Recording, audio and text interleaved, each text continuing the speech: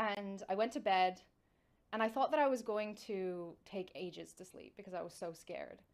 Um, I just put something on my laptop and I mean, within 5 minutes, I was asleep.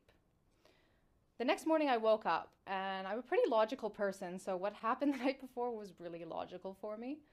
And so, I sat on the side of my bed and I kind of thought about the whole situation.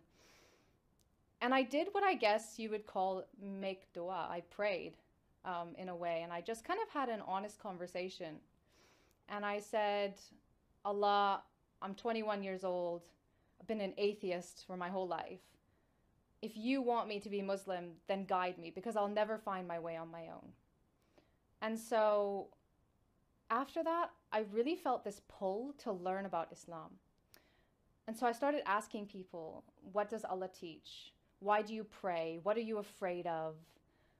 And I started to like beta test Islam in my life. So if I got taught that Allah teaches patience and Allah loves us to be patient, I would implement that in a traffic jam when I feel so impatient with the person in front of me. And the situation would get better, or I would at least feel better. And I felt this like positive influence happening in my life.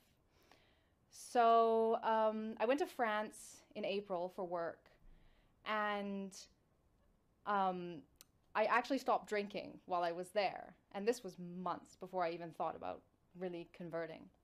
And I feel like these were baby steps that Allah was putting in my life to make it not such a big change when I finally decided to make the decision that He knew I would make eventually. So it was coming to Ramadan, and I know all of my Muslim friends back then were very Muslim in Ramadan. Even if they weren't very Muslim the rest of the year, in Ramadan they practiced everything. So I said Ramadan is a good time to see what it's like to really be a Muslim, because my character is if I do something, I do it 100% or I don't do it at all. So I printed out a piece of paper that taught me how to pray. I wore hijab, I fasted every day, I read a chapter of Quran every day. And it must have been about halfway through Ramadan and halfway through the Quran that I realized I didn't want to die tomorrow and not be Muslim. And I truly believe that if I hadn't converted to Islam and died, then I wouldn't be going to Jannah. So I Googled, how do you take your Shahada? And I sat there after Isha by myself and did my Shahada in English. And I have never looked back since. It's almost been 10 years now. And it's been the most positive change in my life.